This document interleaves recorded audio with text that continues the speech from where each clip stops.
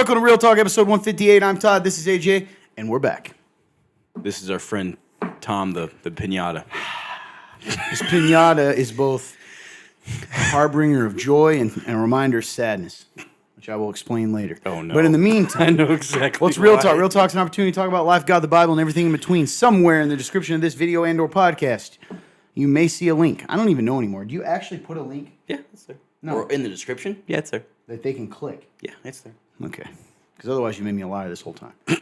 So if you For click this years. link or type it into your browser or whatever, www.theremnant.life/real-talk. The real in that is REAL. www.theremnant.life/real-talk. There it is. Click it, go follow the prompts, go down to submit a question, hit the appropriate button. It'll pull up a form fillable box. Tippity tap your questions, answers, comments, whatever you want. It'll go into our database completely anonymously. Couldn't find you if we tried, and we most certainly have when rude people come. That's right. So we literally can't find your name. So yeah, that's the gist of it. That's the show in a nutshell. So That's the show. Goodbye. That's what I thought you were going to say. if you'd like to know the story of this pinata, Yeah, man. It's a good... if you're listening on the podcast, we're looking at a small pinata of a burrow. I think it's a burrow, right? Clint, What's look a this up. Burrow, Burro. I believe it's like a donkey. Small Okay. creature. Make sure I'm right. Burrow. So anyway, this pinata to this day has some Reese's in it. It does. Little Reese. Here, I'll show you for those that are watching. But if not, you can hear me shake it, and you'll see a little Reese's peanut butter cup, the little minis. So, AJ, you have a part in this story. I do. You got this. You were the one that purchased this Burrow pinata, are you not? I am the one who purchased this And you Burrow bought pinata. it for what purpose? I bought it for you to hit for your birthday. And you filled it with Reese's. I did. Because you know that I love them. It's your favorite candy. Yeah. That is correct. Now, that sounds great. Now, if you haven't already wondered to yourself, well, Todd, that's a great story. You know? But to be clear, you did not buy this for my birthday in 2022. This was bought for my birthday in... 2021. My birthday is in October. Yes, it is. It's been several months since then. That's right. And this pinata is still intact. That is correct. Yes, it is survived. So what we're going to... Why... On a simple case, just you don't... I'll fill in the details. But just pretend... Why is this intact? Because That is, what was... That is because there was a party thrown that you were not at. And who was the party for, AJ? So it was for you. So I want to catch everyone up. This party was a birthday party Yeah. thrown for me. Now, Clint, this is your portion of the show to hop in here. So on my birthday party that you planned, which Clint did a great job. Clint, do you remember the meal that the mighty meal that was made in celebration of the birthday? Can you give some thoughts on what was cooked that day? Cooked. What was it? Do you remember? We got brats from The fancy brats, right? Yeah, fancy with all brats. kinds of different kinds. You remember some of the flavors? we had some crazy Godzilla one, some of the usuals like the blueberry, cherry. Well, yeah, those aren't. But a lot of people don't know that. So like fun tasting, blueberry, Yeah. cherry, Stuff that you don't think tastes good, but it does. Chicken teriyaki. chicken teriyaki. Were they good, AJ? They were pretty good, man. Yeah. Do you remember anything else? We had some. I think there was some cake or ice cream or something. I don't remember. I don't remember. What If did- we had There some sort of was- something. And there were Don't probably what? How many people do you think were at the party? 20, maybe 30. I was thinking at least 20. There were 20 people, which this is great. So these guys did the effort to just create a big birthday bash for me because they knew, that I just needed for a long year to be celebrated on my birthday. Yeah, That's just man. awful. And now we come back to the mystery of the pinata and to AJ's comment.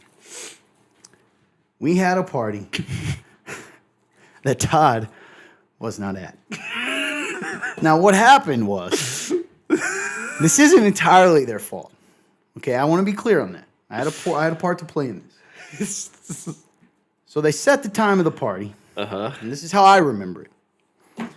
And I couldn't be there at the time that the party was going to begin. Mm-hmm.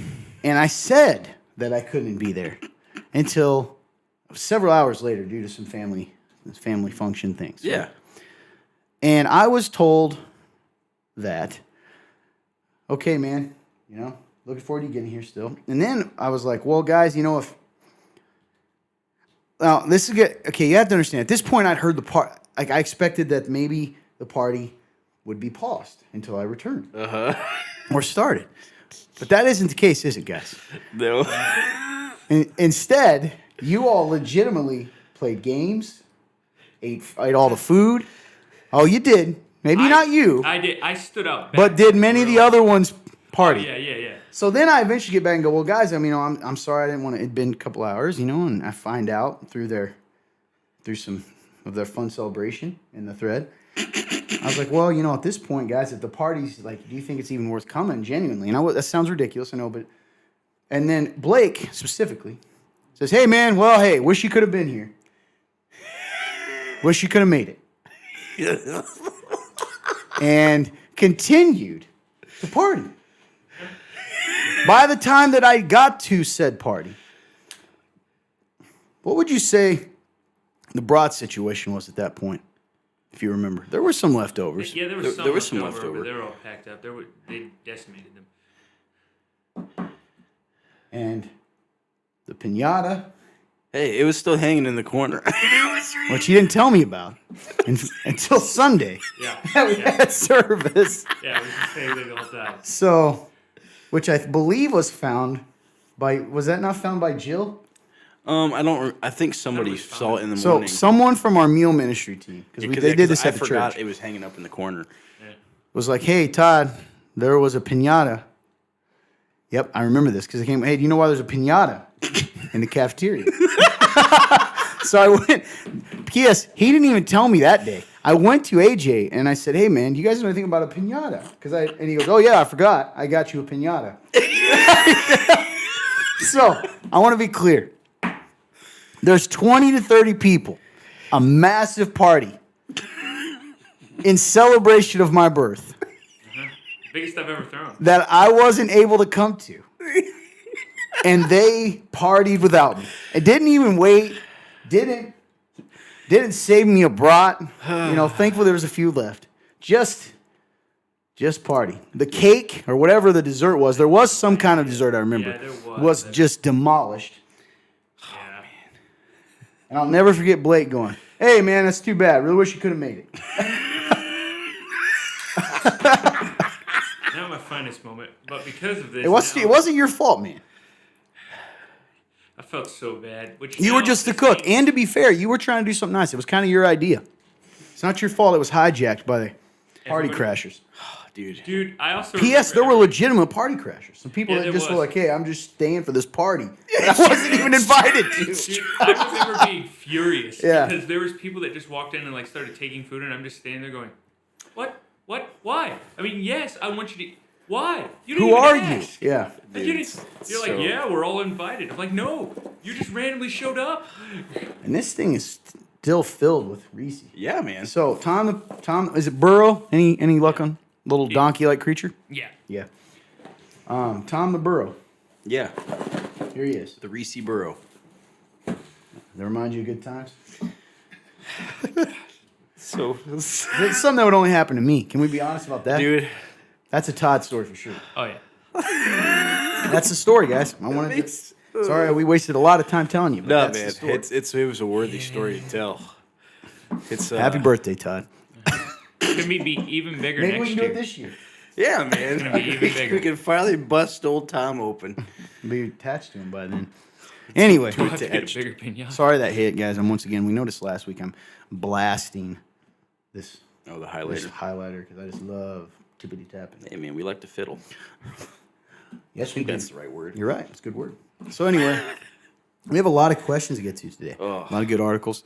So I guess what I'll say instead of making us all talk, is you guys have anything to share? Anything going on in your life that's big or not big or anything? Otherwise, we move on. I'm thinking. I would say for me, just a continuation from last week. Like, I know I kind of talked about it a little bit, but just trying to I guess wrap my head around the fact that, life is changing and I caused a lot of it myself. So, I think for me, I'm not very good at accepting like change, and I'm not good at accepting like, hey man, like you did this to yourself.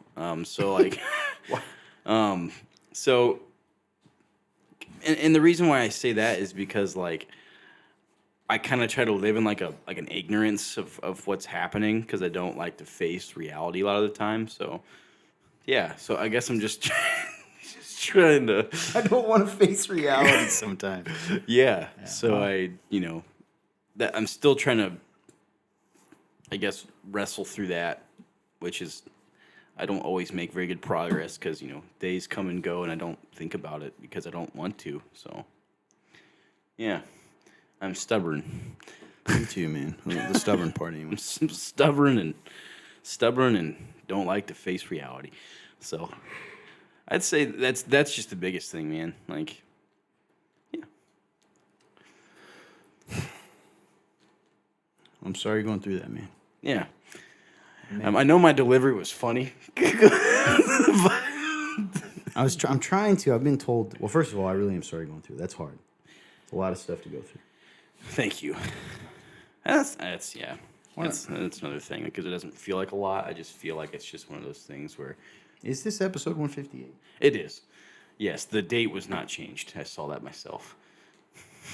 Sorry, that's true. Yeah, man. Anyway, I'm sorry you're going through that. I don't really have much to say because I talked a lot about it last week, and Yeah. I think we did. And I don't mean that in a facetious way because the thing or kind of a sarcastic way. I like the fact that you're talking about it because, everything isn't taken care of in our lives. Sometimes the stuff we deal with isn't. It's not as clean cut as like, okay, it's been a week, it's over now.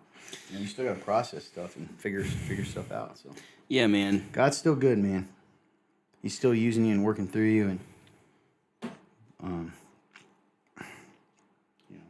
Yeah, True. absolutely. And like, I don't know. It's one of those things where, it can be hard to keep that in mind, like as I'm trying to like think through stuff. That's probably why I don't like to think about it because then if I think I'm gonna think about it, it's gonna make me like question my whole life because I'm a weirdo like that. But like, that's not true, like you said, and that's where like we a lot of times we've had people ask us questions on these shows about similar stuff like this, like where you're going through hard times like this, and like we've always said like you got to cling to truth, and that's what that's what I'm trying to remind myself of is like you got to cling to truth. So and like you said, God is good. That is truth. I mean, I got to cling to that. So, but yeah, thanks, man. I appreciate it. And like, you're right. It's not just cut and dried, black and white. A lot of the time, sometimes it doesn't just go away in a week. Sometimes it takes weeks, months, hopefully not years, but sometimes depending on the situation, it could. And that's stuff that you just have to keep walking. And I'm not always the best at that, but I'm hoping to keep walking, man. It's kind of like when you say like I'm just like you're like I've always been obsessed with the idea of culture, like, and you talk about culture like it's the same thing, like that's just something that's just going to be a continual process. So so yeah, that's my update. Yeah, and it's tough. Like, and this is easier said than done, but it's not one of those things that it's not that it doesn't have to be a miserable process. And I think a lot of times we live in this place of like, God's teaching us something, and it's got to be painful. In fact, we just talked about this sometime this week. Men's group. Yeah. About the idea of when God teaches us, and God's wrath has already been poured out on Christ who took it for us. So we can't look at it as punishment, and it's a lesson. And, how do we learn from all of that, man? That's good. So be encouraged. And the neat thing, I was thinking about this with you and specifically, you're sitting around probably at times dealing with your flesh with like, he's done with me and I've screwed all these things up, but he's still continually using you, man, for the kingdom while teaching you. What an incredible honor. And what he must think about you to say how much worth he puts in you to say, hey, you have so much to offer the kingdom that I'm going to keep using you while I'm teaching you. That's pretty cool. It is cool, and that's really good. It's really good encouragement because you're right. The flesh tends to get me in that. Like I tend to view it more as like punishment, or like I tend to view lost opportunity, yes, or worthless or something. Yes, and then you think all the good has been lost, and it's not. That's good. I like that. So go ahead. I mean, here's another thing, and I've talked about it a few times because it slightly, when I look at it from the outside, even though I know how serious it is, the ironicness of just how funny God is at times with, it was a funny situation, but Elijah, when he's out there and he's the one that goes up to the mountaintop and he does the lighting of the pyres and stuff, and he's like, light that wet pyre. But before he does it, he's out in the desert. He literally goes, no, I'm not going to do it. They're going to kill me. And God's like, go do it. He's like, no, I'm not going to do it. And he goes out there and he's in this desert under like a tree, and he refuses to do this after God tells him again and again to go do it. In fact, God is feeding him with crows. Quite literally, they're coming down, they're feeding him water, and he's just laying there going, no, I'll never do it. And God's like, just do it. Yeah. You're going to do this. And he's like, never. They'll kill me. Have you not learned anything? Dude, that is And like, he very still good didn't give up. representation. He didn't give up on him. And that was the Old Testament, by the way, too, where he didn't have like what we have. He would be ecstatic to have what we have. Meaning He the Holy didn't have Spirit that. and all that. It's convicting. And he still disobeyed. And he was out there. Imagine how much more blessed you are now. Like, it is crazy. Like, I guess it just puts it in perspective now. Like, even in, like, when I mess up or I do things that are a little bit dumb, like, it helps put it in perspective that God's just looking down going, okay, you did that. Let's move on. Let's get better. Let's work through this. You got to learn from that. Let's learn from that. I'm not furious at this time. Or sometimes he's looking at you like, you know what to do. Just go do it. I don't want to do it. Are we going to do this do we need to go to a desert and I need to feed you with crows again? Is this what needs to happen? Because we don't need to do that. And good, even man. like the ridiculousness of that's a crazy story. I encourage you to go read it. It's awesome, but it's also like, when you look at it from the slide outside, the ridiculousness of it is also like, gosh dang it. Like, so. It is relatable, which is funny for me because I imagine I am the one laying there going, no, that fits me. So, and that's actually Elijah's one that I'm not very super familiar with. Old Testament in general, I'm not always the best at like. It's funny because I think you'd love it because you love when you used to read a lot. The stories of it. You were really good at like putting yourself in there. Yeah, that's a good point. I should read a lot more Old Testament since I've become a Christian. I think because you started me with like Romans. I think the first book I ever fully read was Romans. I would have told you the Gospel of John, so I certainly wasn't first, but I would have told you that one after. You know what? Yeah, you're probably right. You definitely told me to read anyway. Gospel. Good call on that. Anyway. Yeah. Because Romans, I love it, man. I must have thought I think that was probably the second. Right in there. Yeah. Yeah, I because think you swallowed through. I remember you were devoured. I think I read whatever the Romans in like a gospel day was. or two. Yeah. Cool stuff, man. Be encouraged. God's not done. Thank you. And he has that way of restoring things. He's got a plan, man. It's better. And the I like crazy comeback part is he knew stories. all this. He did. That freaks me out. Yeah. So, good. Fun turn. You got anything to update people on? No, just continuing on the same journey I have been since the last time I talked about this. It's just the same thing. I think for a while I was like, oh, well, we're going back down. I don't think it's changed really at all. I think it's the same moment, but it's almost like I've kind of got out of the what we were calling a Kairos moment. It's almost going down. It's like I've actually kind of got out of it now, and now I'm dealing with that. Dealing with facades I put up and things like that, where I have to fight not to be fake at times, but also just walk. It's weird because there's parts of me, like, I have to face the part where I'm like, I'm not as confident as I like to think I am, and go do things that I'm not confident with. So like whether it's go talk to people or tell people I'm hurt or things like that. Like I don't like to do that. I'd rather just put it in a box and move on. And I think that ironically, once I've started doing that and started speaking more and being like, okay, no, I need to say this, and like stop being afraid of like whether I'm going to come off crazy or whether all this is, and be open to actually having a conversation and being a normal human being. It's provided challenges, but it's also provided a lot of just like, this is how we're supposed to lead our lives. No, it's how we're supposed to live our lives. Wow. Your life would still work, I think. So I guess it's just the same thing that it was that last time. Just I'm walking down this weird path of like learning like how to be a person again, it feels like. And also kind of, I've talked to a few people and they're like, it sounds like you're in a discovery part of life. And I'm like, that's interesting because I thought I would have discovered myself by now, but yeah, you know what? Constant, man. I think Ways. that's our. I think our life is always gonna be. We're gonna be discovering stuff up until our last day, man. Which is cool. I think it gives us purpose. Yeah, amen. Well, I appreciate your positivity lately, man. For real, it's been That's good. true. You have been very positive lately. You've been positive. I'm back. You say wombat? No, I said I'm back. Oh. I'm off the walls. Wombat. Even on the days I don't sleep, which I need to stop doing that. But man, there's The so much to temptation be. to not sleep is strong. I get it because I hate sleeping. Yeah, man, just waste a lot of time. Steve Harvey once he's like, "Hey, if you want to be successful, you don't sleep 8 hours a day." And I overcorrected and went, "Hey, no, I'm just not gonna sleep random days of the week now. Sometimes I just can't, but that's beside the point. It's not healthy. Sleep, people. You need your rest." You need your rest. You can already see the effects, guys. Don't be like me. What about you, Toddy B? Oh man, you Any made me- updates? Well, yeah. So I'm burnt out, man.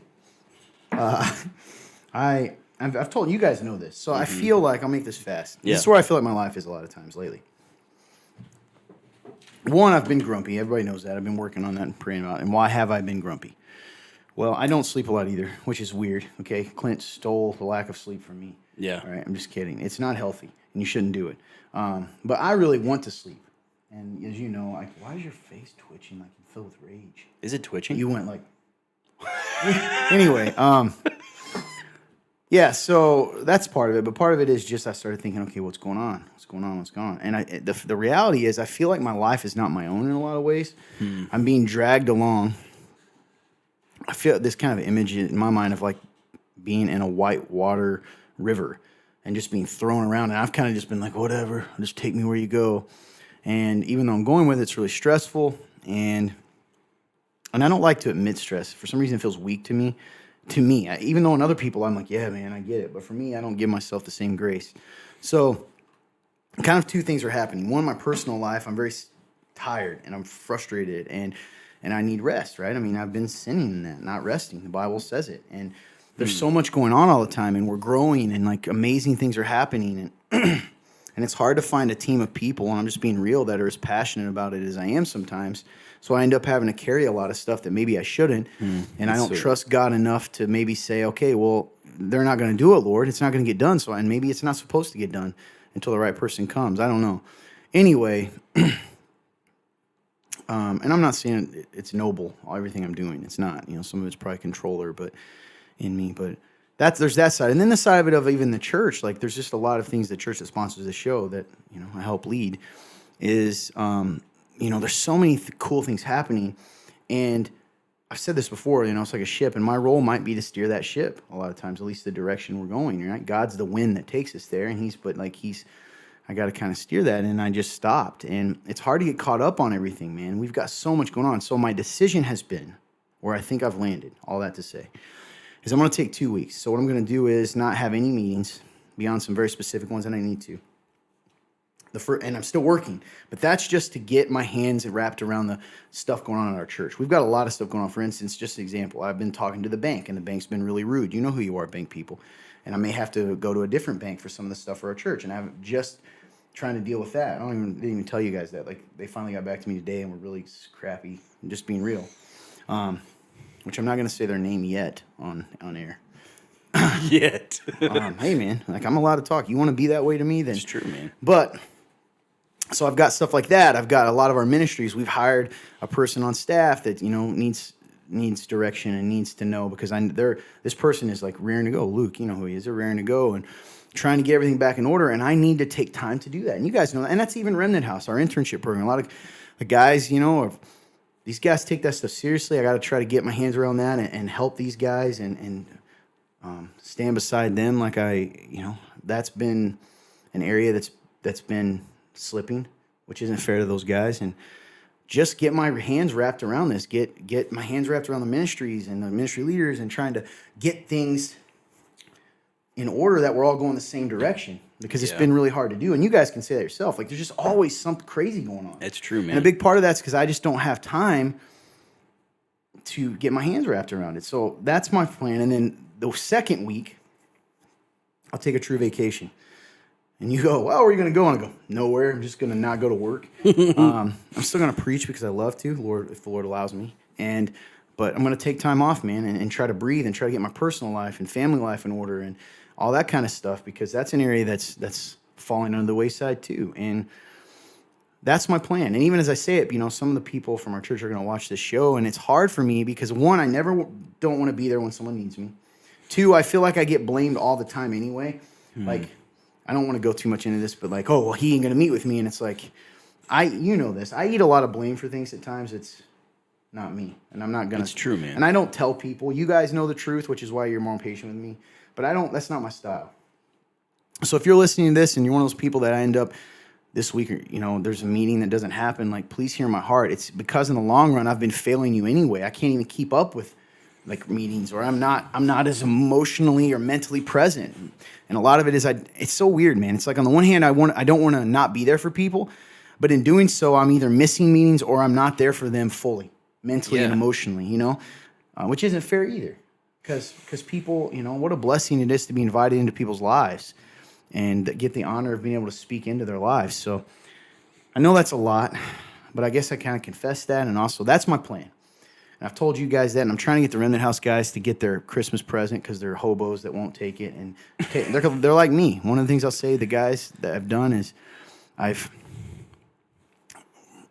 work. That's what we do. We just grind all the time. And I think I've taught you guys that to the point that you're broken down and falling apart. And I'm just like, get up, dude, because that's what I'm doing. And that's not healthy. I'm like, dude, you don't have time to sit down. Like, get up and move. And, I think you guys in that internship program again, those that are listening that don't go to our church, it may seem crazy, but these guys deal with a lot of stuff. I mean, they're on ministry 24/7, and they work jobs and then come back, and it's hard. It's exhausting. They live my life, and that's hard to do. So, I'm sorry to you guys that I haven't been there to lead and speak into it and kind of give you guidance in areas. So hopefully, all that to say, pray for protection over me. I would welcome that. And for our church, man, we are at the cusp. For those not listening, for those listening that don't go here, I don't know why I said not listening. For those that don't go to the Remnant that sponsors this show, I'm not being cocky because God has blessed us. Okay, we're non-denominational. We do not have support. We started with nothing. Okay, and we don't get support now from some hub, but we talked a couple months ago about church statistics post-pandemic. Yes. And found out that we're in the, top 10%? 10%, man.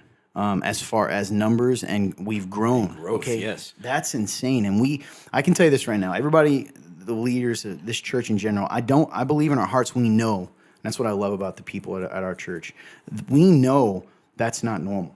We know we've been given, for lack of a better word here, using Jesus' analogy, a talent.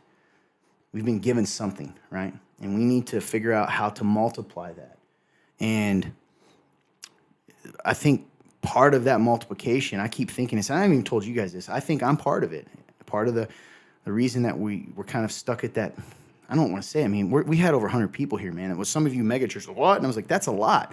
And that's not counting our social media presence. And I'm saying that. We were tied for number 1 this week. You were? Yeah, man. Which is crazy. Because we're sitting around going, we're not doing it, right? Like we just had that talk last night.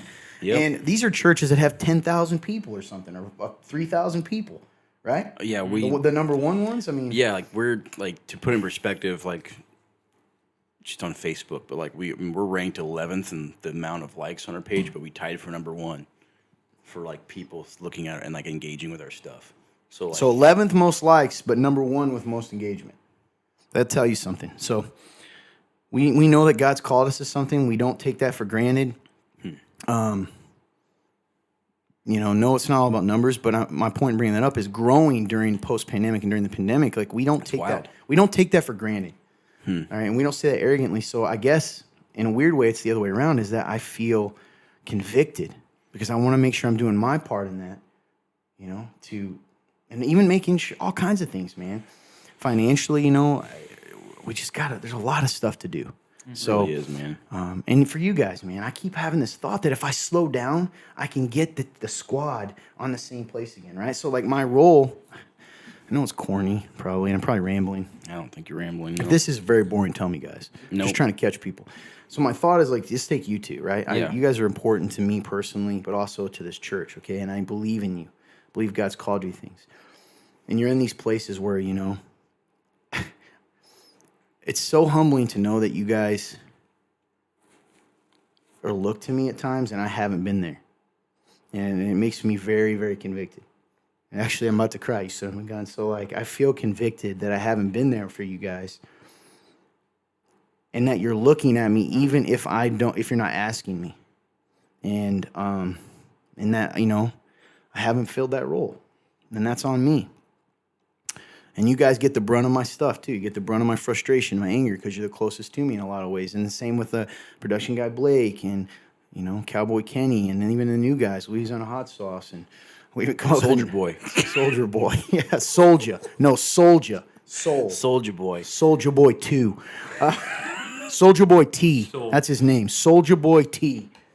Here we go. Soldier Boy T. So you guys, you know, just such warriors for the kingdom, man. Such good men of God that God has given me the honor to be able to invest in, and I've just done a poor job. So trying to do a better job of that. And I've been doing it. You guys, I think what finally hit me last night when I was talking to you guys is this thought of like, I've been doing it, right? I messaged, get in the bank and all this stuff. And all of a sudden I'm like, but I don't have time to go fully in. And so I just got to do that. And it's funny because I know people are going to be mad at me. And isn't it funny that the moment I take a breath, and you guys know this to be true because it happens to you, that they'll tell me I'm not doing anything? Yeah. Right? Isn't that crazy? That's the enemy somehow. You know- like Oh, absolutely. Because those people, some of those people that do that, they're not evil people. No. Man. They're just seeing it from their perspective. But then it's like I'm hurting them anyway because when I'm canceling meetings last minute because I'm overbooked, right? Or double booked or whatever.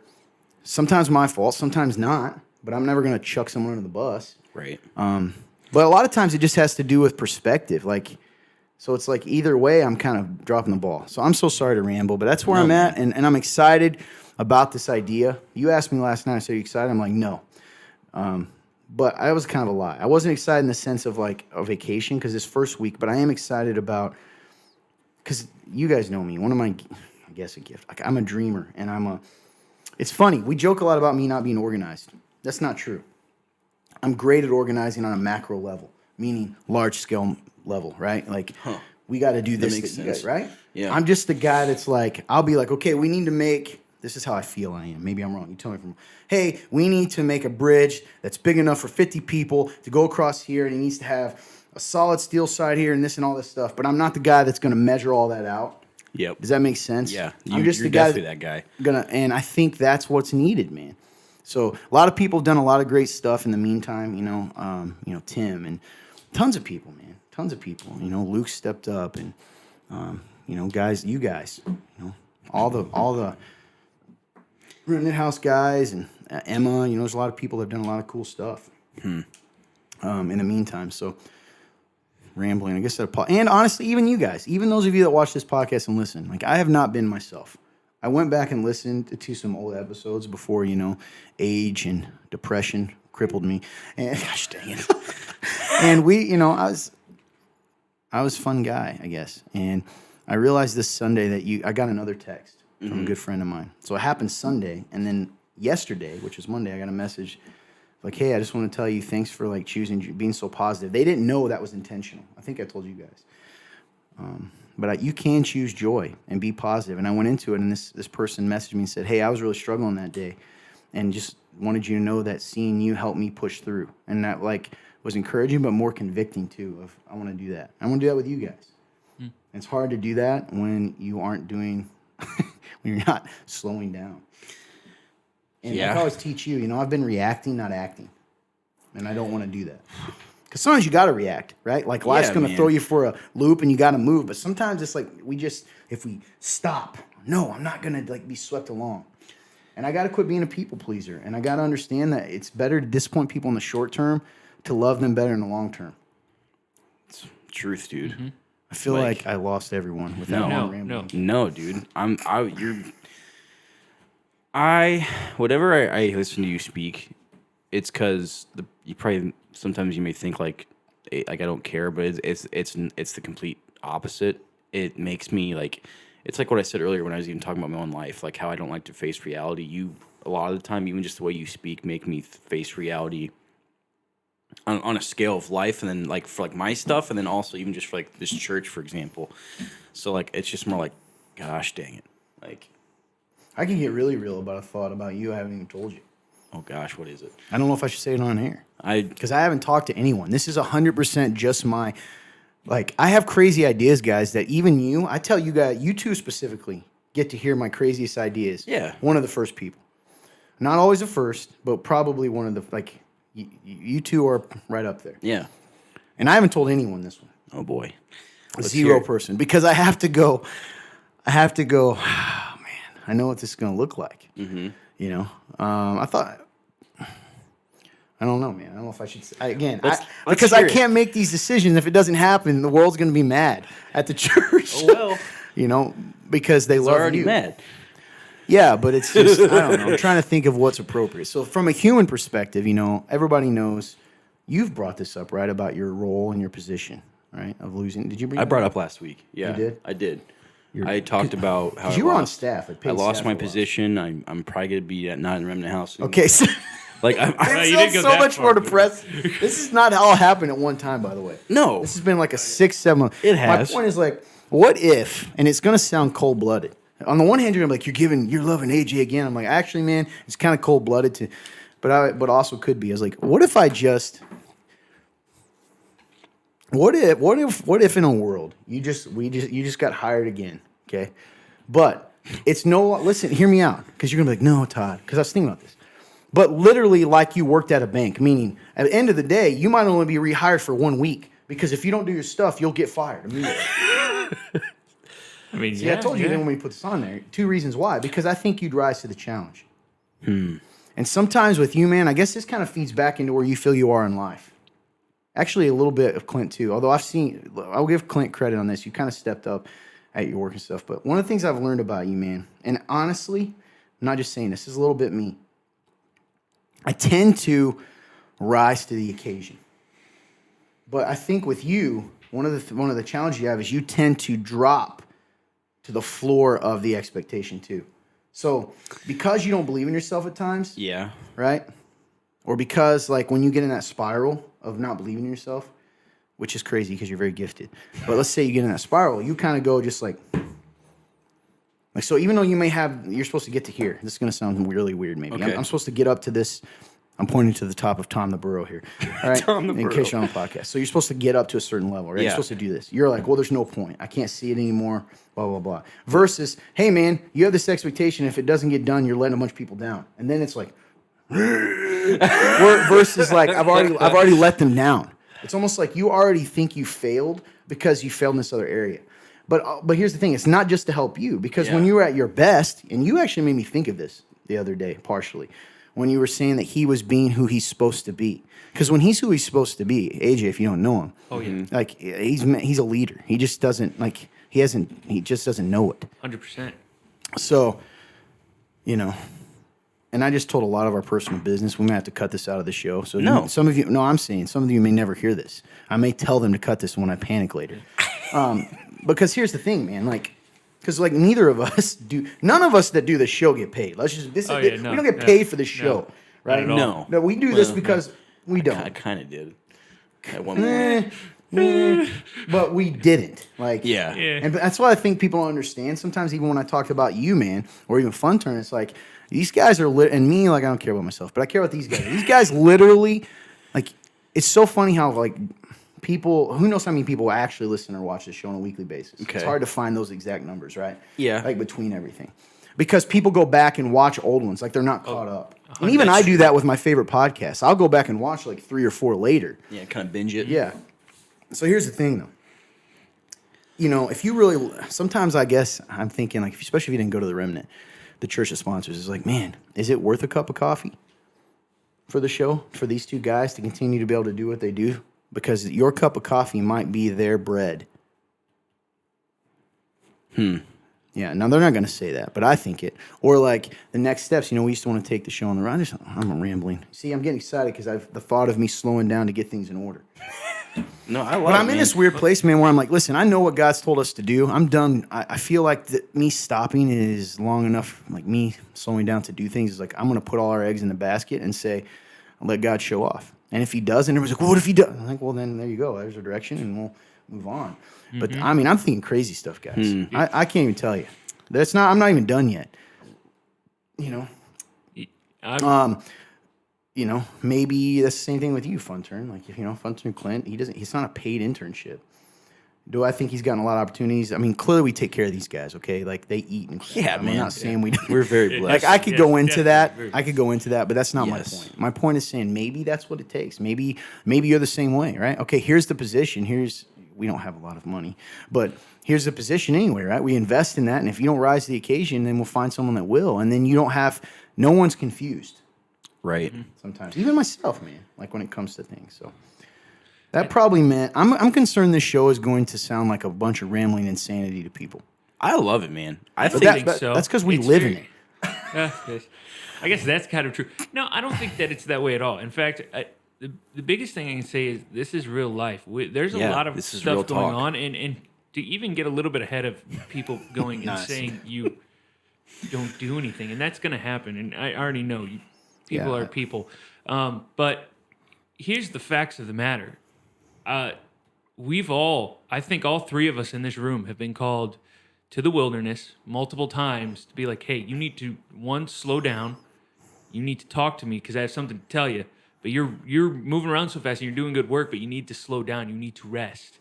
And also, Todd, I've known multiple pastors who take 2-month long sabbaticals to get their mind right or to get back here, and you're just taking 2 weeks because you're a wild man, and so don't like to feel work, guilty. man. That's the weird part about me. I know, but don't feel guilty about that because this is going to benefit everything in the long run. Jesus took time away You're for right. a reason. And I'll be honest, man, that's a great point. And I feel like I always have to adjust myself. Yeah. Because I'm not talking big or bragging when I tell you. Because it's in, like, listen, everybody thinks like, I always tell people, I have 90 bosses. You know, I view as a servant of this church. So everybody's like, oh, you do it. Like I have when I took this position, there's a job profile. Benefits, all that stuff that I signed. I didn't write that. I had nothing to do with it. Yeah. But in it, for instance, I have vacation time. I have never, because when we planted this church, I never got paid either for 6 years. Yeah. Until I probably still wouldn't until the church was like, either you do this or else, because else. you're not a very good leader when you're working at the bank, which I wasn't. My point is, I've never taken time off, and that's not even always. This is hard to say. That's not even always from a noble place. It's the controller in me. It's the fear-based one. It's the person that says, if I do that, this is so embarrassing. One is like, okay, the arrogance of like, well, it'll go wrong if I'm not there, right? But then there's the side of like, this is so pathetic. Like we all have it though, right? They'll just forget about me. You know? I get that. And there's the side that's noble of like, well, I don't want to miss, like, what if you guys need me? Or what if you, and it's almost like I think people couldn't call me. Like they wouldn't call me still. Mm-hmm. Yeah. One, you think that people wouldn't call you, wouldn't do that, or Like that if they needed me or whatever. The God of the universe is spinning the sun on his finger. He's not going to take care of it. Yep. For Touche. his son to go out and Very be able to rest. Or take care of the other person. Yep. They need me somehow. Yeah. Like exactly. I think Yeah, that's convicting. we complicate too much. I think at the end of the day, it's funny because especially I think you and me, AG, at least I know for a fact. I had a moment with God last night. I even forgot about it until we were talking, but we know how to rest and how not to. I think we do. And I think at the end of the day, it's the same way with worship. It's that little thing in the back of your mind that says, okay, I need to slow down for a little bit. I need to take a minute, and this is what resting actually is. And then you also have the other side of it where it's like, oh, well, I don't need to go do that. I think at the end of the day. And I don't think it's always that, yes, of course, there's accountability and there's things like that. But I think at the end of the day, when you're slowed down just enough, and we tend to, on both sides of the spectrum, because there's two sides of the spectrum, not want to do that. And we refuse and we fight and we go against what he's saying. And he's saying, hey, no, I need you to go stop because I need to tell you something, because otherwise you're going to go do this. And I need you, we like, hey, slow down for a second. I have something for you.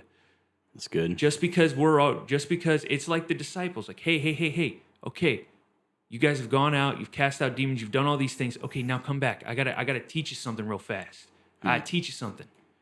Because if you're not learning throughout this, and yeah, I'm happy you're serving and you're learning throughout all of this, but hey, let's learn something. Yeah.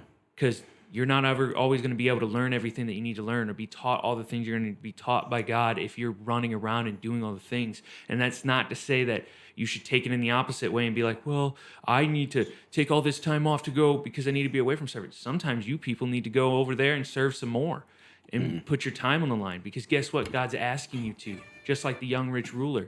It goes both ways.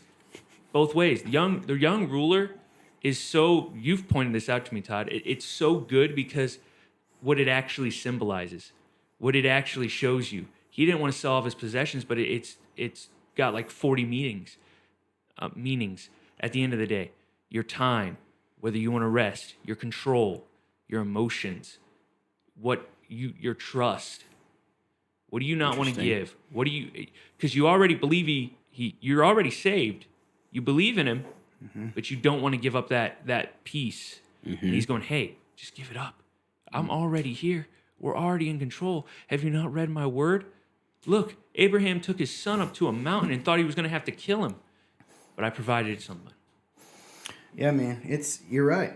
You're right. And I think that's where I'm at, is like being willing to trust, that he's going to provide all those things. Enough to even like kind of taking the story and turning it a different way of like slowing down, or like when I follow him, that what I give up in the moment, right, is going to be worth it in the long run. So thank you guys for listening to that. Yeah, dude.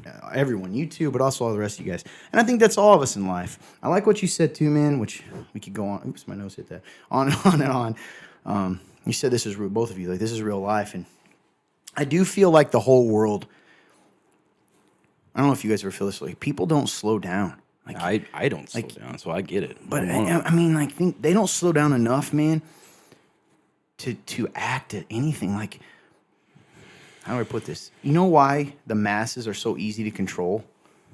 Because they don't stop long enough to look around and see where they're at.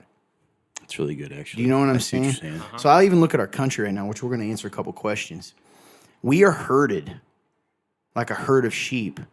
But we don't follow the real master, right, that he talks about. We follow this world that herds us through fear, through anxiety, through media, through cultural expectations, through religion sometimes of like what it's supposed to be. And so we stop living and we just start, I don't know, man. It's just going through the motions. Marching.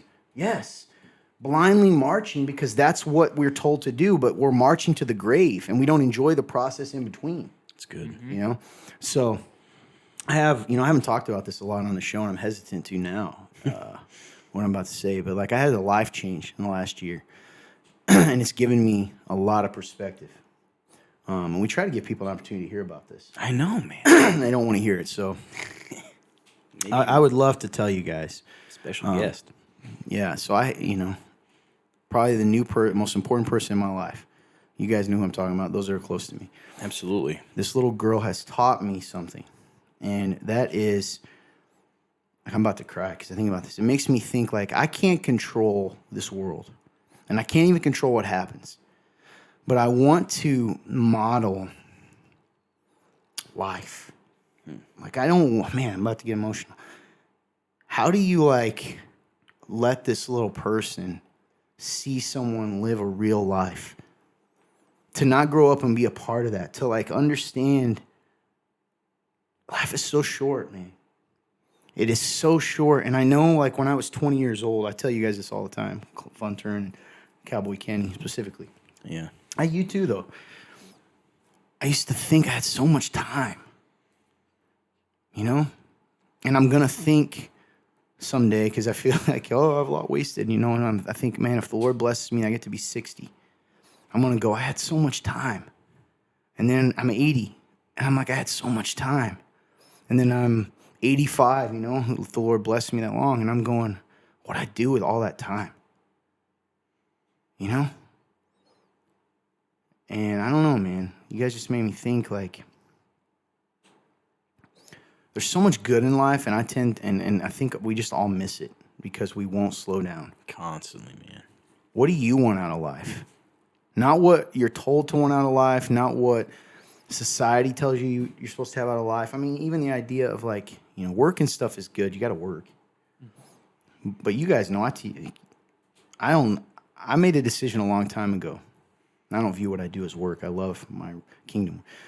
But I tell you guys this all the time. People don't like this advice sometimes, but I say, listen, there is no job worth misery. It's true, man. And I don't have loyalty to a company. I'll say that right now for everybody. I have loyalty. I don't have a loyalty to a company. You know why? Because that company doesn't have loyalty to you. No, they don't At the end of care. the day, to save their bottom line, they'd fire you tomorrow. And here's the cool thing about life: you can go get a new job tomorrow. That's right. So I'm probably seeming crazy. I guess if you're listening, you're really listening to this show, if it's one person, maybe this speaks to you. Like, what is your life? Do you feel like you're in control of your life, or are you just being swept along? And by control, I don't mean like God's clear control, but I mean you have choice. Are you living life, or are you just holding on to life? Does that make sense? Yep, it does make sense. It's really good, man. If you get 150 views or 20, let's say 15 shares, okay, 15, of this come on. link, I'll talk about this person that has changed my life Yeah. and show you. But otherwise, you'll never know. Never ever know. Never. Giving you multiple chances, folks. They don't want to know about the biggest part of my life, man. It's really good, man. A lot of rambling there. No, Just tried to be real. real talk. Now, real talk. We got a lot of great questions today. Thank you guys for sharing, by the way. Yeah, absolutely. Legitimately, it's going to be a long show because I want to get to these. Yes, it's going to be a long show. So here we go. Number one. That was not a clean segue. Why did you give this one to me? Number one. I'm going to tell you something right now. Fun turn. This is fun turn. Like, this would have been one for you to read. Because I it know. sounds so arrogant for me to read. I know. I thought the same thing. Todd, I do not think you're mean to AJ. I think you're trying to encourage him to real action and real change. AJ, don't give up. God never gives up on you. Thank you, person. That's actually really beautiful. It I like is. they spoke to both our hearts because people do tend to think I'm mean to you. I know. Which I know can look funny because I was actually told this. I feel like I'm rambling a lot, but it's like, No. choose your poison here. Do you want me to be sad guy or fun guy? So one thing, I was told that I pick my shirt all the time, which I did last week. OCD. I get Two, it. I was told by multiple people, yeah, man, it's true. When AJ's talking, it looks like you are not listening to me. And I have become so obsessive in my attempt to go, okay, don't look angry. Listen, I'm listening to him. But it probably looks like I'm not because it's clear that I'm not naturally existing. I'm like, is a new person who listens do this? I'm making faces. So thank you for the encouragement because I do love him. Yes. Love him a lot. And he's very transparent, man, on the show. And I try to be. I think that's cool. And AJ, I think the message to you is really, don't give up. God never Yeah. gives up on Thank you. I do appreciate that because, I don't know. Life is. Sounds like somebody that believes in you, man. A lot of people believe in me. No, if only you would. It's the problem. No, but right. thank you so much. I really do appreciate that. Let's see your next question. It says 2 4-letter words this generation hates: hard and work. Your comments, agree or disagree? Actually, I just had a thought. Okay. This is not going to be a popular opinion. Is this about work and hard work, or are we going back? No, it's back work and hard work. Okay. I actually, jumped right in. I disagree. I don't think they hate it. I just think they've never been shown it. I think the generations before them and the church around us has not shown young people today as well as the people do that they are show there. Go out and do it.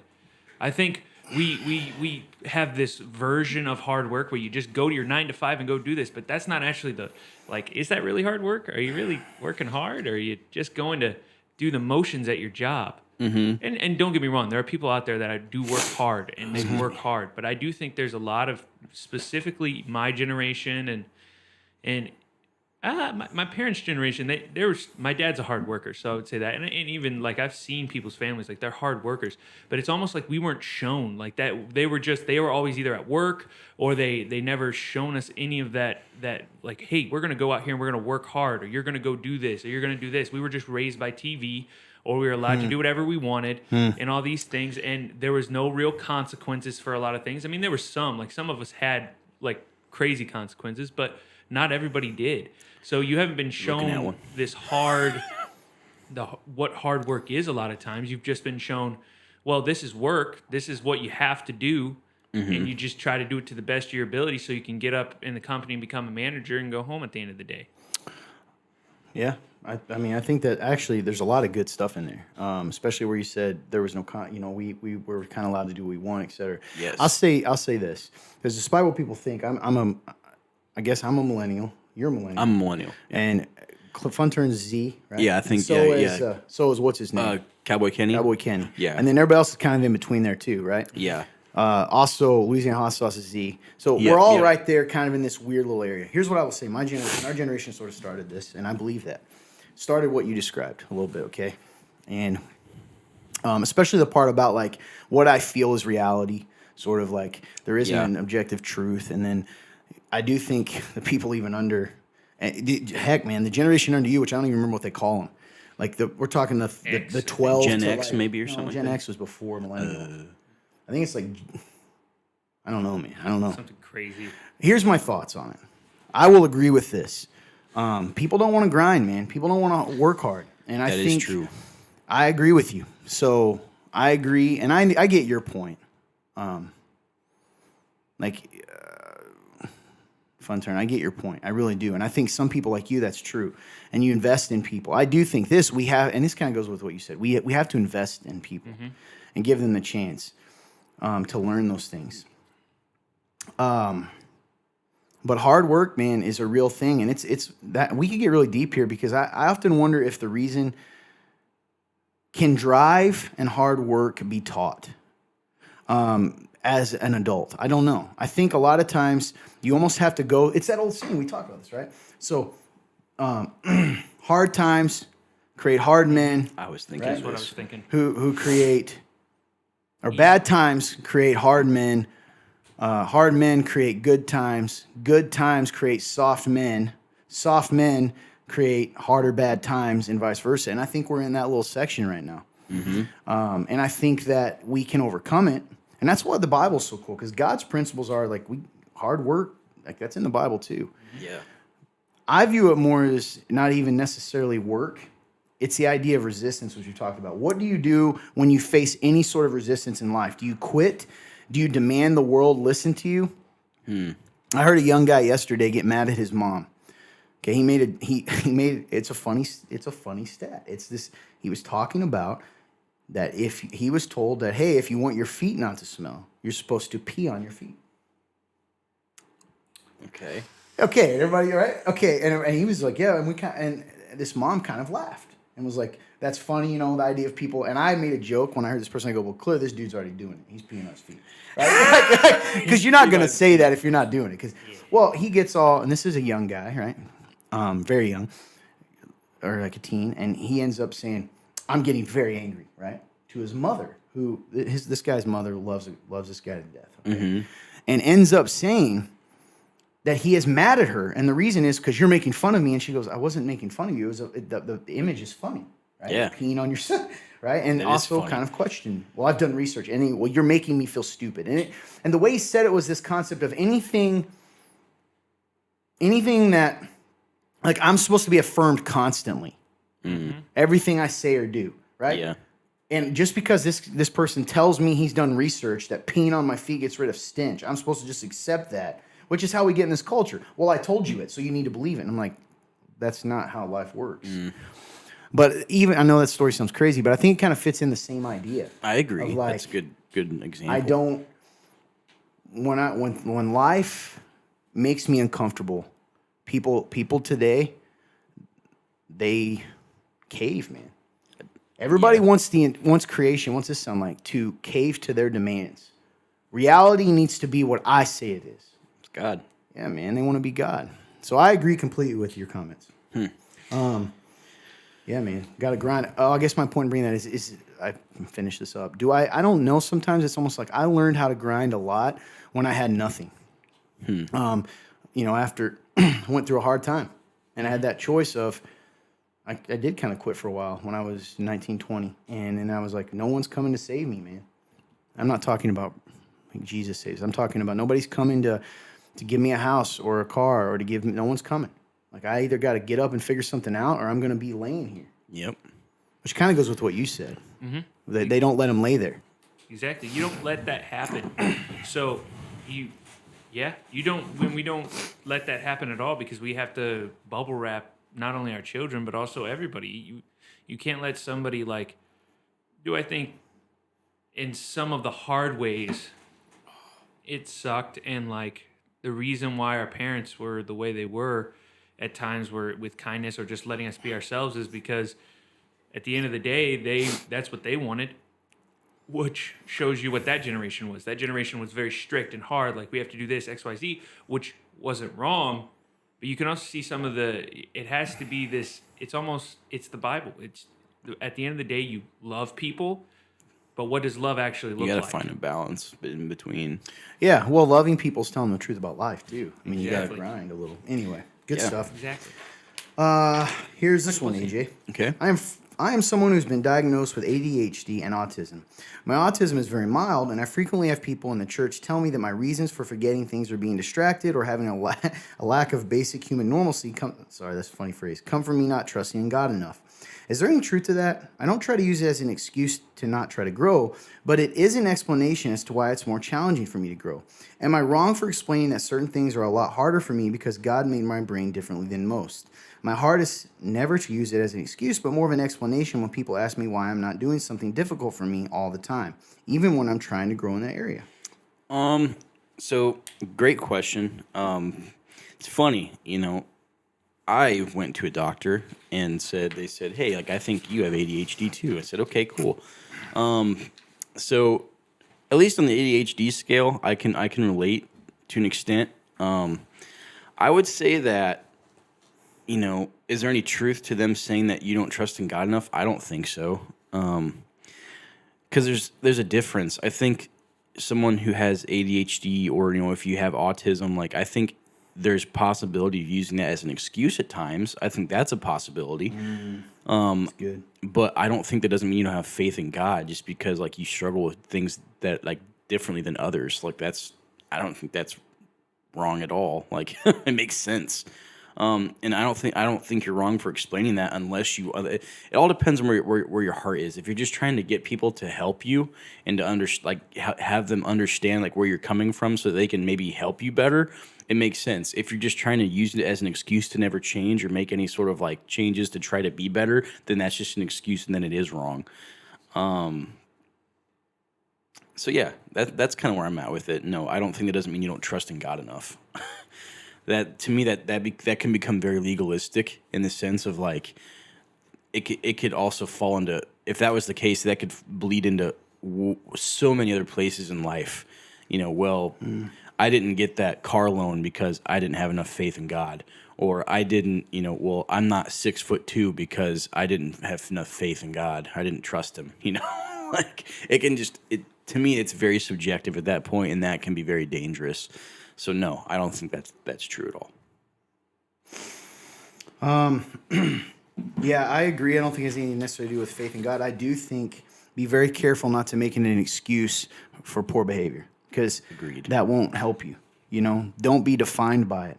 That's good. The greatest people in this world, man, the people that have accomplished the greatest things, they have things that they very well could have let define them and hinder them, and they fought through it. That's good. Several examples. I know this is kind of a crazy one, but Tom Cruise has dyslexia, I think, and he's an actor. It's pretty wild. So what if he just said, you know what, I can't read scripts because if he had, can you imagine going into a, what is it called? Audition? An audition, and you tell them and you're not known yet. You tell them you have dyslexia. They're not going to want to bear with you. I bet he didn't tell them that. He just figured it out. So I think it's good if you're genuinely trying, and it's certainly not necessarily a faith in God thing, but don't let it define you, because that also feeds with what Clint said earlier of don't let it be an excuse for mediocrity, but overcome it.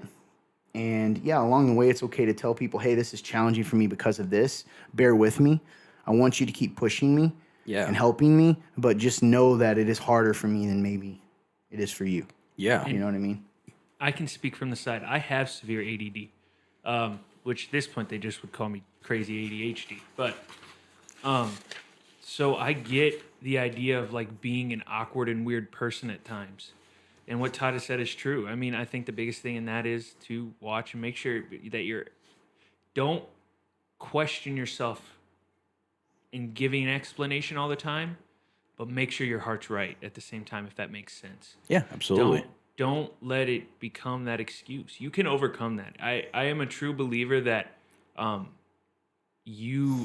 medications in the world, but two, even by talking to doctors and things that I have now, there's a lot of things you can learn, and as you get older and there are coping mechanisms and things like that. And some of the smartest and most intelligent and just awesome people that I've met in my life had dyslexia, were mildly autistic, and it had all these things that, it doesn't have to inhibit you at all.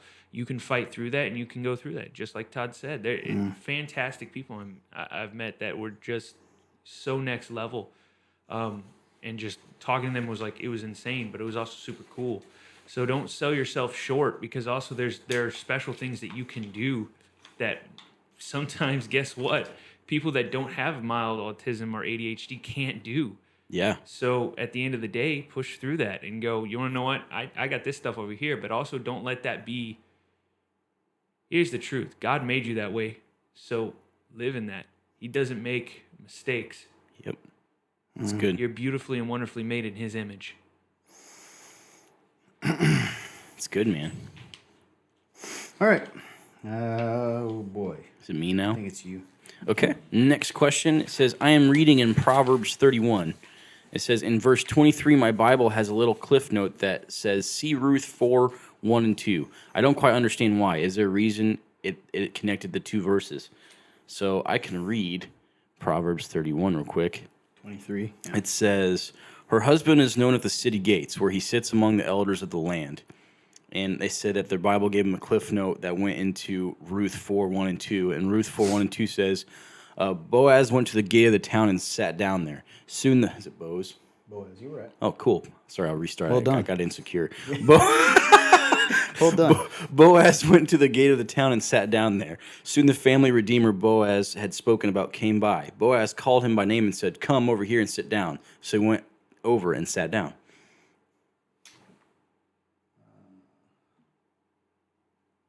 Wait a second. That's only one. Weird. Oh, it didn't include two? Dang it.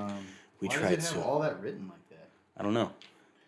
All right, hold on, folks. Dang it. The only reason is it's important for two. Yeah.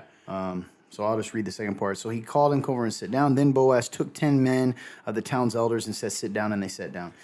So the context of Proverbs 31 is it's talking about this woman of God, this Proverbs 31 woman, and that she lives her life in such a way that her husband is known at the city gates and is among the elders of the land. Elders meaning leaders of the city. Yes. And so it's just connecting it to you to show that culturally the leaders of a city, the well-respected men would meet at the city gates. That it was implying a position of authority. Does that make sense? Cool, so it's man. connecting to you the historical basis of that. Does that make sense? Yes. Okay, perfect. Great question, though. I love that it shows when someone asks questions, it shows they're really trying to understand and not just accepting. They're really reading. Yes, they are. They are really reading Weird those thing. words. They're really reading it, man. Here we go. All right, AJ, you ready for this? Yeah. How do you personally filter out the world and ground yourself? I've been listening to the news and updates on Russia and Ukraine and can't help but to spiral into World War III and nuclear warfare. I don't know the line between being an educated and informed adult and living in fear. It's a great question. This is funny. So when this first started happening, a little kind of personal story. So when this whole thing with Russia and Ukraine started happening, there was a bunch of news, just constant updates, right? So I ended up by myself just for 2 hours straight, just refreshing this timeline. I'm just having constant updates because I was like, "What's happening? Yeah, I want to know what's going on." And in hindsight, and even in the when people came back around me, because I was by myself just sitting for 2 hours straight, didn't realize it was 2 hours of me just constantly refreshing this feed of just info. That I realized, I'm kind of panicking. I am, so it's funny because you mentioned living in fear. I think at that moment, I wasn't just updating it to get information. It's because I was actually kind of scared of what was happening. So when you talk about spiraling into World War III and nuclear warfare, I think the line between being educated and informed and living in fear is if it is like taking you over and that's all you're focusing on. I think that's when you're starting to become fearful of the situation. You know, if you're looking into things and like you're just trying to stay educated, like I don't think it has to be this constant obsessive thing, because once you start just focusing on that, it's taking up all your time, even if it's just for like, you know, like for me, like that 2 hours. I realized that was me living in fear. It wasn't me trying to stay educated. So, you know, it might in some situations be like a fine line, but for this specifically, like if that's all you can think about, I think you're kind of delving into being fearful. Does that make sense? Yeah. Yeah, I think that's really good, man. I think for me, this is so weird that this question came because I just had this conversation randomly, briefly. I think I even mentioned it to you guys. I'm not going to sit here and tell you that if I hear that we're about to go into nuclear war, I'm not going to be scared. I have this weird thing lately where I just realize you have to let go of control. Like nothing you do, I'm just being real. If you're listening to this show right now, unless you're the president of the United States, a prime minister, or a world leader, you have zero say in what's going to happen. That's true, man. And even those guys barely do. There's about 2 people in the world probably that have any say on any of that, you know, handful of people. So, but you know who's in control? God. And I've got to trust the Bible, and I've got to trust him, and he's in control, and he is good, and I don't know what that looks like. So I think that I love what AJ said. Don't be obsessive about anything because it can lead you down a weird path. The other thing is just actually sit and let yourself, one is know God's in control. That's from the faith side. And then just look rationally. You have zero control over it. Yep. So World War III comes. You don't think you're going to hear about it before the nuke hits? And if they don't tell us, there's nothing you could do anyway. That sounds so cold, but it's true, man. You know, Paul said this: to live is Christ, to die is gain. And that's one thing to say; it's another thing to believe it. And I'm not saying I've reached that, but when it comes to this, we have nothing. We can't do anything other than. But you know who can? God. And so be praying for them, and then pray for peace. And I love that you asked this question. So how do I filter it out? That's how I do it. That's good. Because I just don't worry about the things when I'm in a great place, especially. And for some reason, this one I've been able to do it. I'm just not in control of it. Zero control of it. Yeah, man. You just kind of have to take it for what it is. Yeah. I like that. Okay. Let's see. So this is one question. Okay. So it says in Leviticus 15:19-23, there are rules/regulations laid out about how a woman is unclean during her period and all that needs to take place during that period because of her being deemed unclean during that time.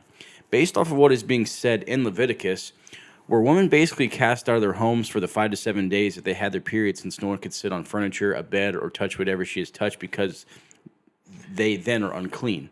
Or did people in the home just have to bathe extra during the time of a woman in the home having her period? So it says in Leviticus 15:19-23, so that reads, when a woman has a discharge and it consists of blood from her body, she will be unclean because of her menstruation for 7 days. Everyone who touches her will be unclean until evening. Anything she lies on during her menstruation will become unclean, and anything she sits on will become unclean. Everyone who touches her bed is to wash the clothes and bathe with water, and he will remain unclean until evening. Everyone who touches any furniture she was sitting on is to wash his clothes and bathe it with water and will remain unclean until that evening. Sorry, I said that weird, so I reread it. If discharge is on the bed or the furniture she was sitting on, when he touches it, will be unclean until evening. You and your paragraphs, man. I know, man. Well, okay. So first of all, important to state here, when it says that about being separated, it's actually referring to she's not able to go to the temple. Yeah. Okay. She would not have been cast out of her home. Now, being unclean, yes. If someone touched those things, so she would just be extra careful. If someone touched one of those things, they were not moral. Remember, I don't want to go too much into this. And if someone asks this question later, I'll explain it. So there's ceremonial unclean and then morally unclean. Why was this considered unclean? Because blood symbolizes death, right? And Leviticus even talks about that. We know blood symbolized that. And God was trying to do a lot of things. He was setting his people apart. He was letting them know, think about it. Could a woman control whether she menstruates? No. No. So what it's saying is the same as sin. You can't control. We are by our nature unclean. And he was helping them to understand that they are separated from a holy God. But even then, also sex and the way that the pagan cultures, Israel was to be set apart. Which is interesting, by the way we as Christians are also called to be set apart from the world, be different in every capacity. And also, a weird little side note, one of the benefits is she would get a break during this time from having to take care of all the children and walk the home and all that. Isn't that interesting? Like, because she's not going to be touching everyone all the time. But yeah, she would be ceremonial unclean, not morally unclean. She couldn't go to the temple, but she wouldn't be kicked out of her home. And if someone touched it, they would do, how's it called, a mitzvah or mitzvah? I'll look it up later, but this little ceremonial bathe. They'll wash their stuff. So no, she wouldn't be kicked out of her home, but she would not be. And by the way, a lot of the pagan cultures, they also viewed this as unclean when a woman did this, but they would literally make her sleep in a hut outside of the city. So God was different even then. By the way, some of those cultures still do that over there that surround them. So God has always been merciful and gracious in comparison. That's crazy, dude. But again, people are like, why would God do that? He's trying to get them to understand. And by the way, in the same section, it talks about men. Whether a man, if he had a discharge from his genitals, semen, even if it was wet dreams, he was unclean. Dang. So he would have to wash and stuff too. Because it's making a point of it's not that sex was wrong. It's not that all those things. There's this, God's been constantly trying to remind us of our need from him and our separation from him. And the beautiful thing about Christ is we've been permanently made holy and clean. We are no longer separate, so we don't have to do those things. Wow. Pretty amazing. I didn't. God had a long-term view of this, and we forget that, That's nuts, dude. Long-term view of getting humanity to understand our separation. So it's great stuff. What are we at here? I think, again, man, I haven't watched this yet, so I got to watch this video before I can help. Moving on. Works for me because I don't personally, I've never actually read that book. So the Jonah one, guys, great question. Please don't give up. Don't quit asking this question. I got to get a chance to watch that video because you deserve that. And I didn't get to watch it yet. So I'll watch that video and we'll get that out to you as soon as possible. Sweet. Couple of news articles. Moving on to our next section called Real News, Real Views. Well, AJ, would you like to start us off on what's some of the news so we can give the views? The news that we have so we can give some views. So the first one, we've been wanting to talk about this one for a while. Has something to do with pop culture, you could say. So the title of the article is Hailey Bieber says church social club culture made her feel like an outcast after her 2016 breakup. So if you guys don't know, Hailey Bieber married to Justin Bieber, also the daughter of Stephen Baldwin.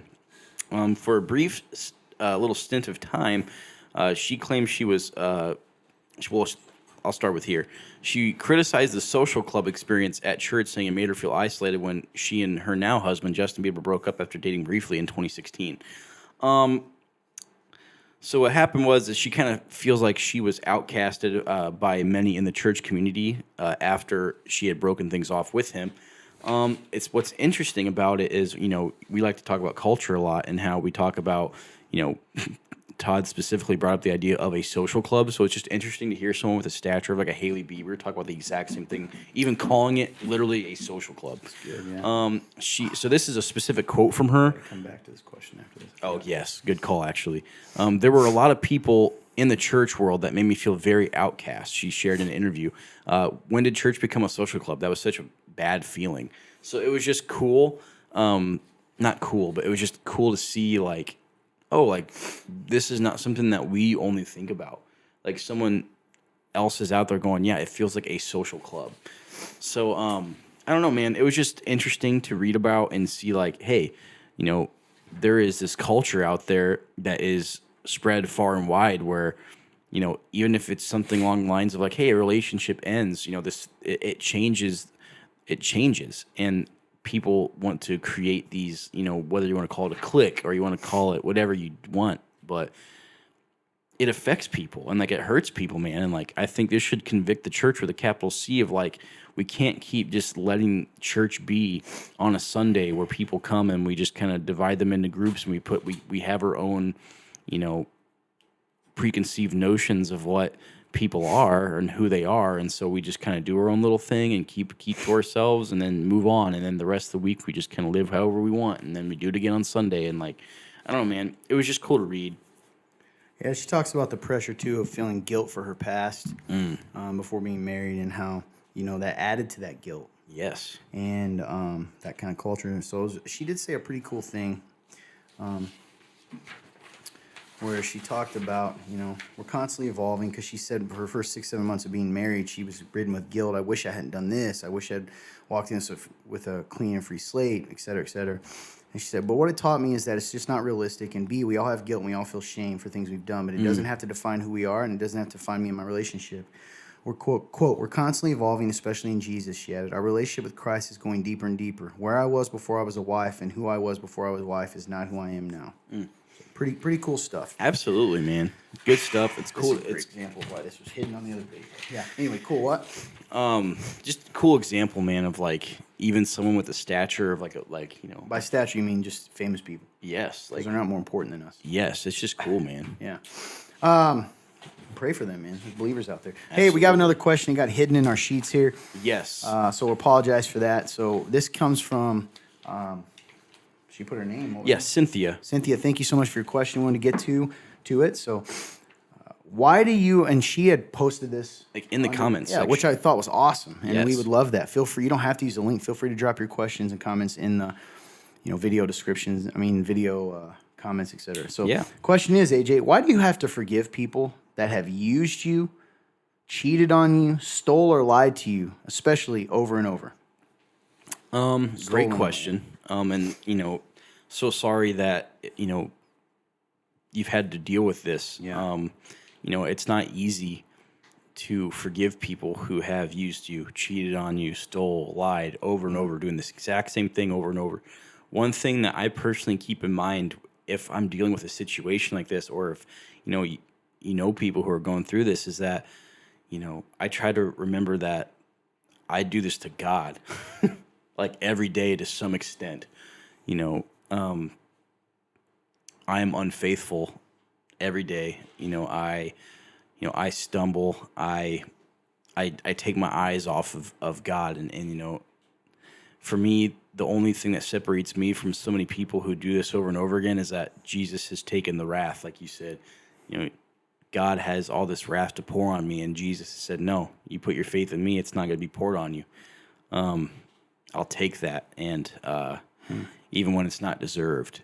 And that makes me view people differently, especially if they are believers, and even the ones who aren't, man. Like, God loves all of his children. And so, yeah, I view it differently now. So someone who has done these things, if I was in this situation, why do I have to forgive them? Because I am forgiven. I am forgiven every day. And I don't know, that changes my perspective. It's good. Yeah, I always think of the verse that says, I love that. The verse that says, whom has been forgiven, he who has been forgiven, or that those who have been forgiven, I'm paraphrasing, forgive much. Those who have been forgiven much, forgive much. And it's in our nature. And, forgiveness is an interesting thing, too. And one is forgiveness. A lot of times when someone talks like this, you're talking about someone that hasn't come to you and repented of it. Does that make sense? Yeah. So what, I assume, I don't always know. So what does it look like in your mind to forgive someone in your heart? Well, it doesn't mean you've got to go to them and like, hey, we're best friends again. What it means is you let go of your right to punish them and your desire to want bad for them. It's good. And hope for their good and hope that God changes their heart. It's a mind shift. And that is from God, right? Like, because that's who we are. We've all done that. We've all cheated on God. We've all, lied to him. That's right, man. For lack of a better word. So that doesn't make, the hurt real. It doesn't mean you got to allow someone to continually over and over again do the same thing to you. But yeah, it's more of a heart thing. I've learned over the years it means letting go of honestly your probable right to punish and judge them. And the other thing to remember is when people wrong you, God himself has said, vengeance is for me, says the Lord. I will repay people back. He's going to repay those things. Like, people don't get away with stuff, especially if they're not in Christ. Yes. That's what I mean. People, like, stuff matters. That's right, man. Now, if it's a Christian and you're a Christian and they've sought forgiveness from you, it becomes even easier. You have to, because we do that to God. What if he didn't forgive us? So if Cynthia, sorry for the hurt you've went through. I don't know the situation, but just know this, that God loves you, and God isn't pleased with the fact that you were hurt, or if it's not you or whoever this was. So thanks for being transparent with us. Yeah, so cool that you just put that in the comments section. I love that. Yeah. Alrighty. Next article we have moving forward is it's from the Christian Post, and it's called, quote, "The All-Out Assault on Our Children." So this was sort of like a blog post written, or a, what do they call it, editorial? And essentially what it's talking about is this person says, quote, it's called "The All-Out Assault on Our Children," and I'm going to just jump down to one of their statements. It says, "We can say that no generation, without exaggeration, we can say that no generation in American history has been subject to such a concerted demonic attack. Just put yourself in the place of a child today, starting your dangerous journey to adulthood from within the womb. From the moment of conception, your life is at risk. Will you make it out of the womb, or will you be like the multiplied millions who have been cut down before they could breathe their first official breath?" Now, this isn't all about abortion, but I think, so stick with us, but some of this is pretty crazy.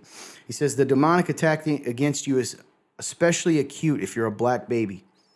This is crazy to me. This is, quote, "You have less than a 75% chance of making it out of the womb alive because of abortion. If you are a black baby conceived in New York City, you have less than a 50% chance of making it out of the womb alive.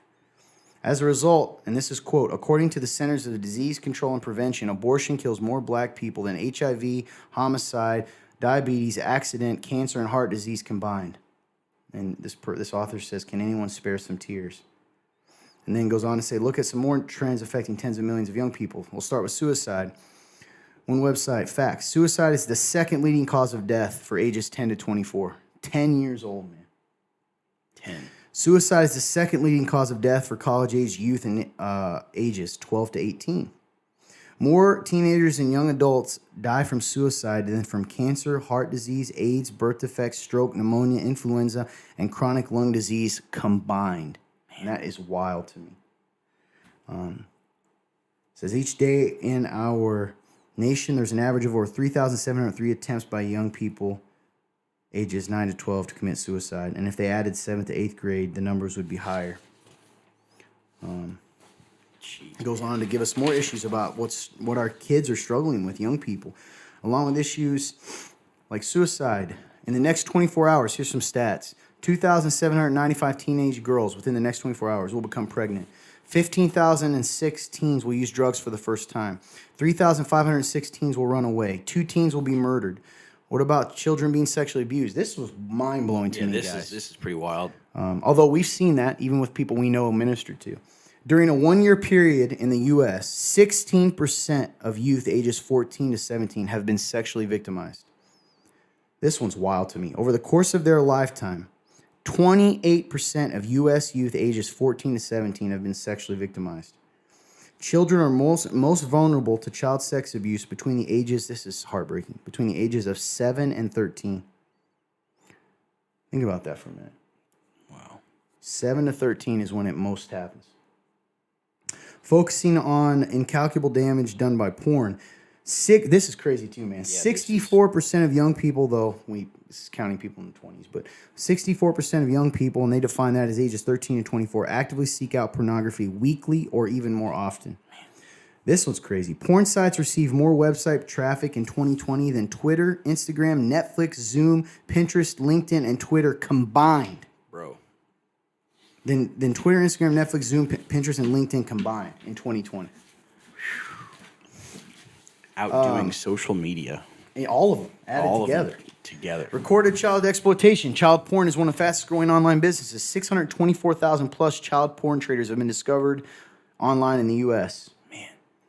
And then it goes on to say, even the effects of social media can be devastating, and I've found this to be true in kids I've talked to. in young people as they literally become addicted to digital stimuli. Some of the negative side effects include depression, anxiety, sleep deprivation, and communication issues.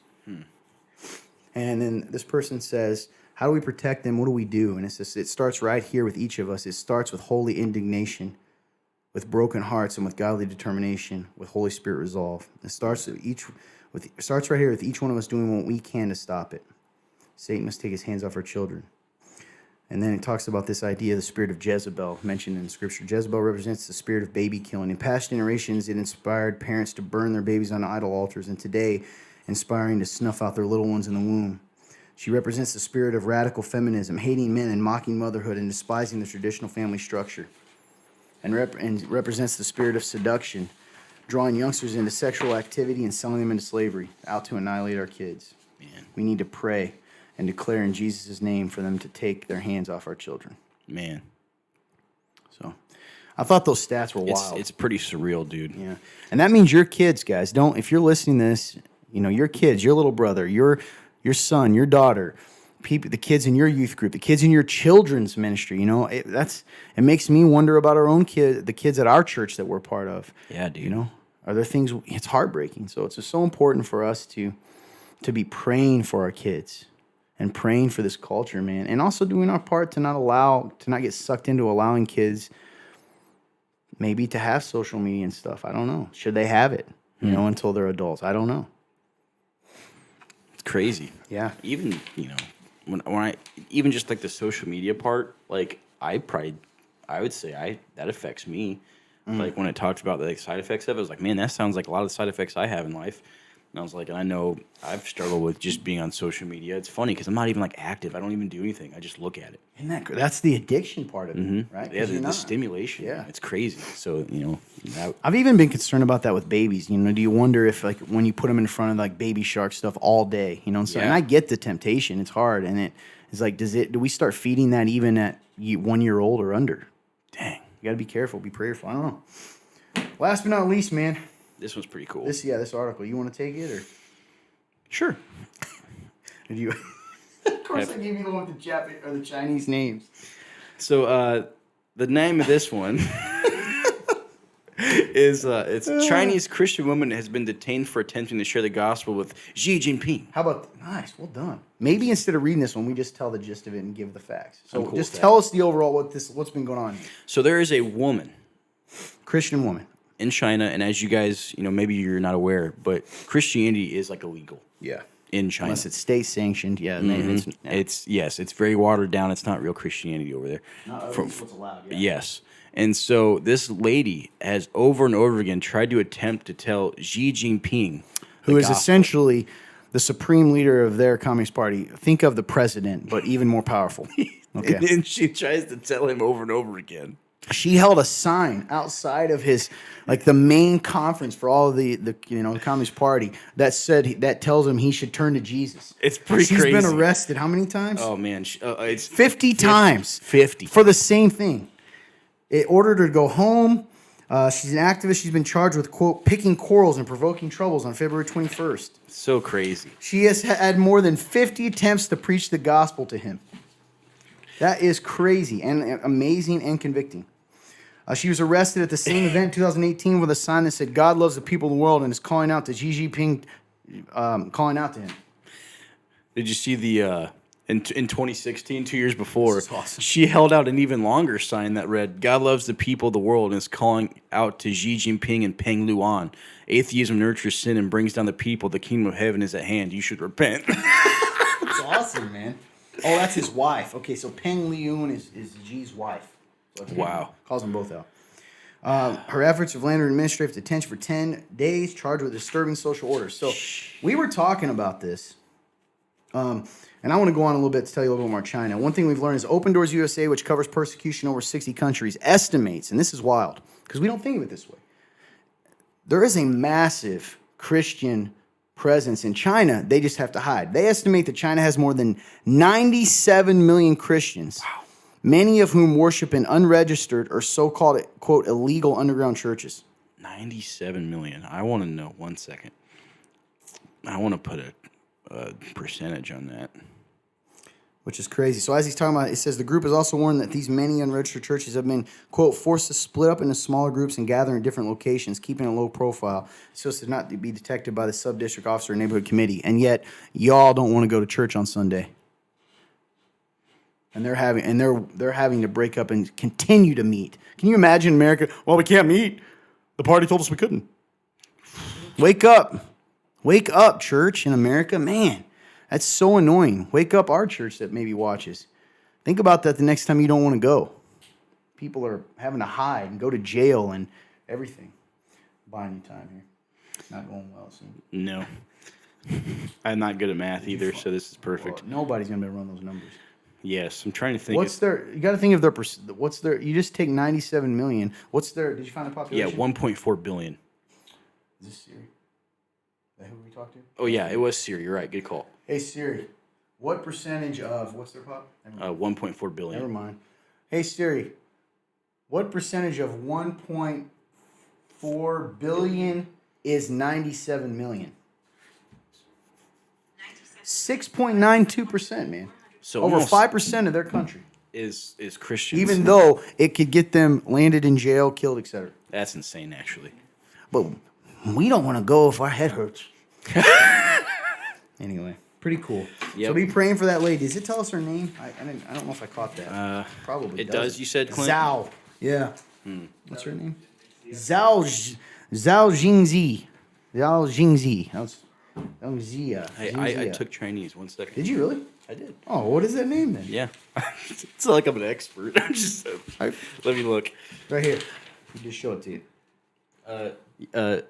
Zhu Jingxia. That's how I would say it. Nice. Well done, man. That's how I would Chinese say it. guy. So this was perfect that you read it. Yeah, kind of. I mean, I was mocking you, like, I I'll give you one Chinese. You're like, yeah, I took Chinese.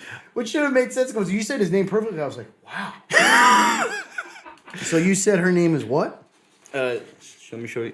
Zhu Jingxia. That's how I'd say it. Zhu Jingxia. Yeah. Zhu Jingxia. There you go. That's pretty cool, man. Well done.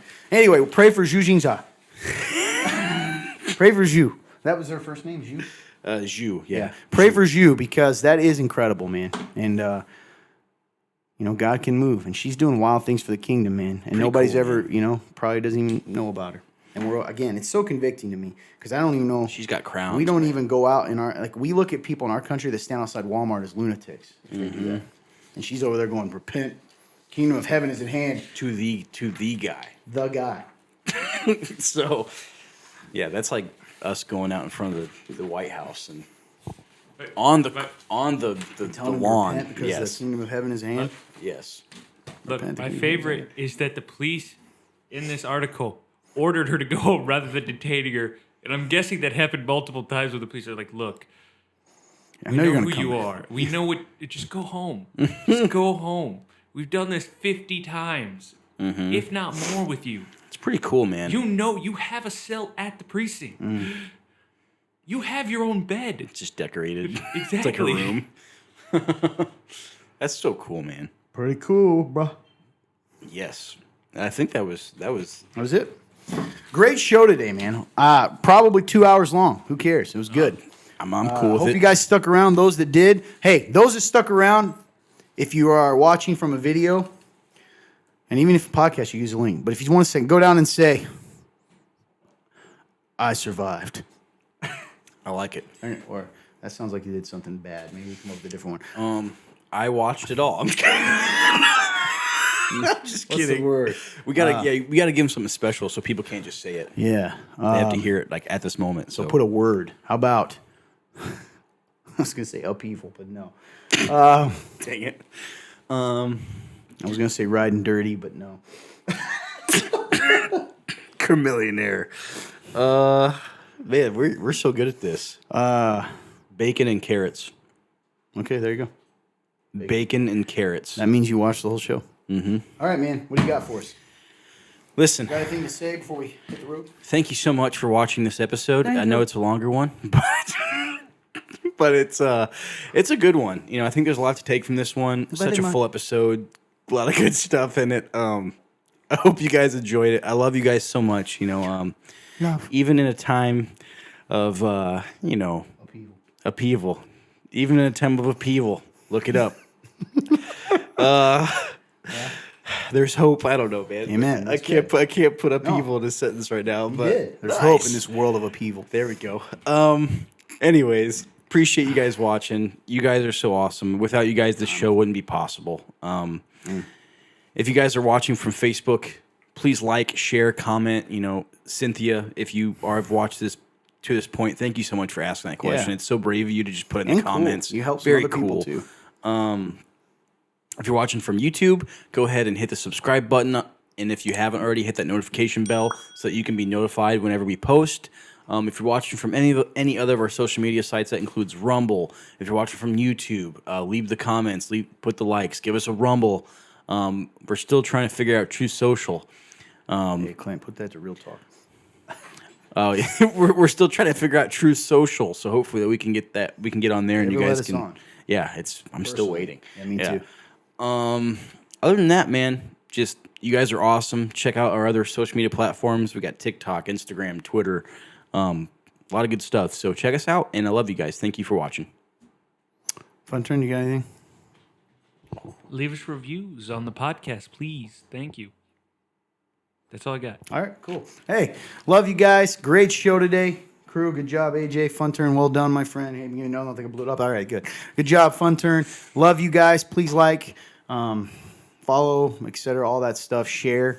If we get 15 shares, I'll 15 talk shares about or my life. 150 views. Yeah. Also, hey, donate a cup of coffee to these guys, man, because that could be their bread. We appreciate it. It goes right into the show. You can give anytime at www.theremnant.life/real-talk. The real in that is REAL. Anyway, hope you have a great day. God truly. Oh, I forgot. They wanted a little bonus. Oh, that's right. Norman, you wanted a bonus. I feel like adding it now seems ridiculous. I'll tell you this much, and I've been pondering this a lot lately, is that God loves you as much as you have ever loved any human on this earth. If the best that God loves you, if in your mind, the best that he can love you is the same as you have loved any human being, whether that's your mom, your wife, your kid, whatever, your dog, how would that change the way you viewed your life and viewed how he loves you? That's good. How much rest would you have? How much peace would you have if he only loved you just as much as that? Because here's the wild thing. He loves you more than that. Other than that, we hope you have a great day, and God bless you.